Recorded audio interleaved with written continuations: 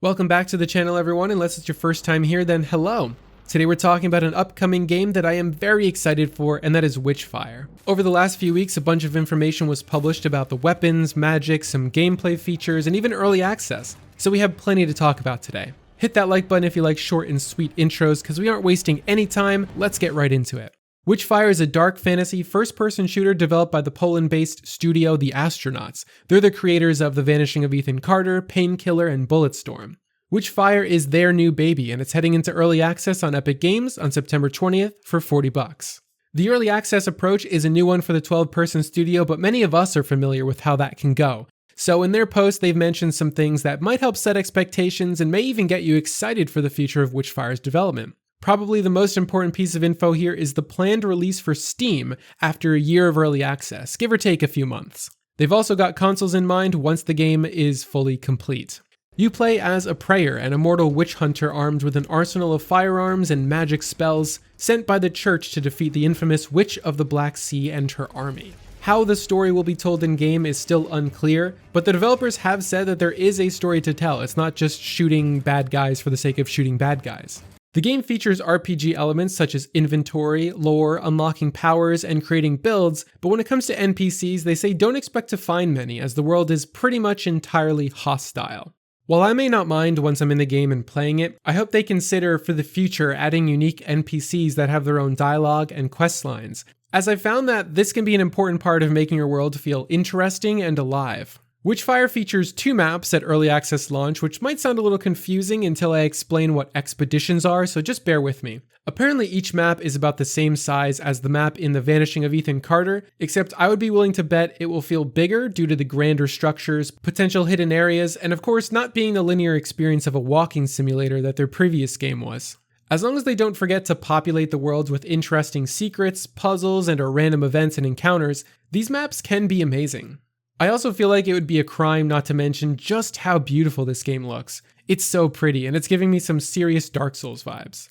Alright, so the main gameplay loop of Witchfire revolves around runs, dubbed as expeditions. You venture out of your hideout into the world to hunt enemies and presumably collect loot and experience, and when you're done, you can escape back to your hideout to upgrade your skills and enhance your weapons and abilities. This is also where the game will save your progress, which means each expedition has an innate risk of losing something, whether that be items collected or experience, or this game's equivalent of souls, if that's a thing. We're not entirely sure on the specifics yet, but when describing the roguelite aspects of the game, the devs said that there are rewards that don't disappear when you die. They also mentioned that because it's a single-player game, when you enter the menus, the world pauses, so that's nice.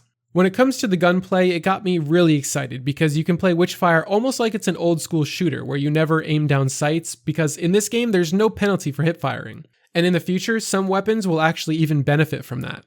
There is still a point to aiming down sights though, as it will provide extended range for your insta-hit weapons. Upgrading your guns is also a big part of the game, and each weapon has an attunement that can be leveled up to unlock better traits. A perfect example of this is the hand cannon called Hunger, which revolves around getting critical hits. With each level of the attunement, the trait gets stronger, and at least on this weapon, the final level provides the elemental effect of freeze. As for spells, there are 2 types, light and heavy. Light spells require less stamina and can be activated more quickly, while heavy spells are the opposite. They're slower to cast and require more time between uses. One of the heavy spells they showed off was summoning a cursed bell that when shot, stuns all nearby minor enemies, and if done correctly, can even stun major enemies.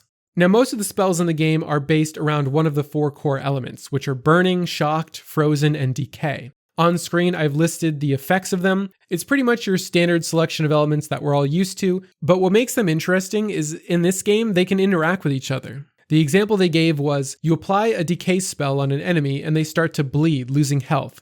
Then you shoot them with a shock weapon, so now you've mixed 2 elements. Because of this, with each tick of damage the enemy takes from decay, they also automatically send out a shock bolt, hurting nearby enemies and spreading shock around. This is something I really like the sound of. I love the idea of being able to stack elements and have them interact with each other.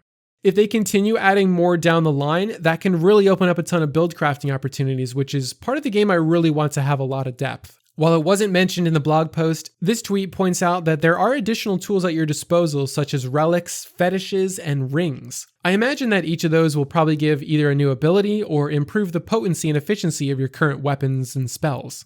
Here's a few other things I want to mention, but they don't really need an explanation, so I'll just rapid fire them. There will be 100% controller support at launch. There is a variety of accessibility options like enemy visibility boost, remappable keys and buttons, an FOV slider, an option to remove damage numbers, and the option to switch between a centered and lowered crosshair.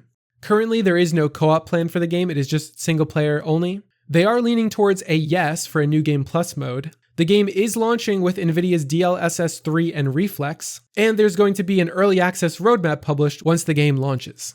So overall, it sounds like the devs have definitely thought ahead on some things that you don't always see present in early access titles. I don't know if this is the same for you guys, but I have to imagine that most of us probably thought this was going to be a full game on release and not be early access. So I think it's totally fair to be skeptical about how much content there will be and how replayable that content is.